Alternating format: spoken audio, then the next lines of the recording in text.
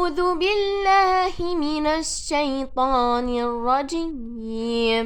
بسم الله الرحمن الرحيم. سبح لله ما في السماوات والأرض وهو العزيز الحكيم. له ملك السماوات والأرض يحيي ويميت وهو على كل شيء قدير.